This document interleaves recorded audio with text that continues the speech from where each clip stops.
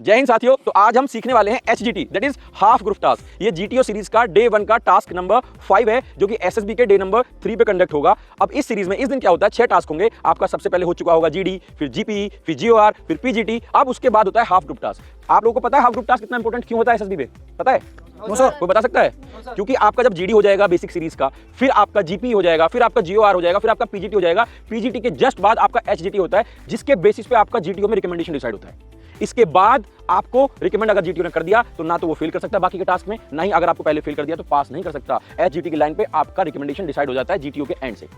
क्योंकि basic series और confirmatory series के कुछ टास्क यहां पर कंप्लीट हो जाते हैं। जो बच्चे PGT में परफॉर्म नहीं कर पाए उनसे वो HGT में देखते हैं ग्रुप को डिवाइड बाय 2 करके। अगर आप 10 कैंडिडेट हो तो 5 एक ग्रुप में चले जाते हैं, 5 दूसरे ग्रुप में चले जाते हैं। डिपेंड अपॉन वो कैसे चूज कर रहे हैं हाफ ग्रुप में जो डिवाइड कर रहे हैं। वेदर या तो वो सीरीज में डिवाइड कर देगा GTO या ऑल्टरनेट डिवाइड कर देगा। वो अपने गधे और घोड़ों को इस तरीके से फॉर्मेट करेगा कि भाई ये तो मेरे गधे, इनसे मुझे कोई मतलब नहीं है, ये मेरे घोड़े मुझे ये एसेस करने हैं जिन्होंने PGT में अच्छा परफॉर्म किया था। Whether they will be able to formulate the same frequency in this HGT as well. और याद रखना वो सच में ये सोच रहा होता है ये मेरे गधे हैं, मेरे घोड़े हैं।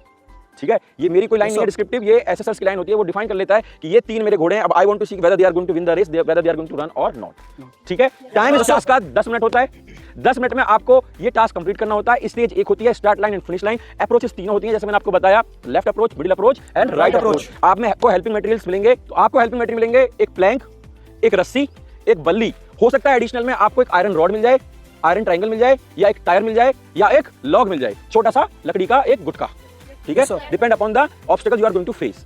अब आप इसके बाद आपको जैसे बताया गया, you have to follow only middle approach, do not go for left or right approach. अगर बीच में स्टक हो जाते हो तो you can either switch to left or to right. Got it?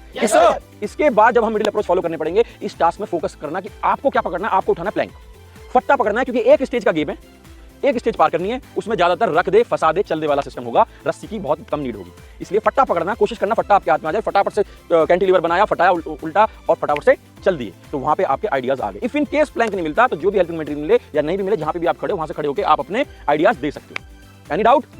Clear?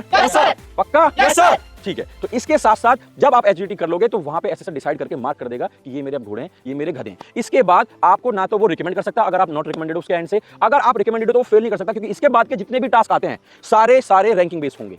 Lecturette आपको बस देखने के लिए होता है कि 3 मिनट आप खड़े हो पाते हो या नहीं, आपके अंदर वो कॉन्फिडेंस है या नहीं। अगले दिन आपका होगा इंडिविजुअल ऑब्स्टेकल्स, वो मार्किंग का होता है। जैसे मैंने बताया 55 नंबर आप ले आओगे, उससे ज्यादा भी ले आओगे तो आप मेरिट में ऊपर आ जाओगे। उसके बाद कमांड टास्क होता है, वो 20 नंबर का होता है। और फाइनल ग्रुप टास्क जो होता है नॉर्मली वो देखने के लिए होता है कि जो मेरे घोड़े पहले थे वो भी अभी घोड़े या गधे बन चुके हैं, बस वो नॉर्मल चेक कर रहा होता है। तो HGT is the final task to decide your recommendation in GTO series. ठीक है, ओके, थैंक यू, जय हिंद।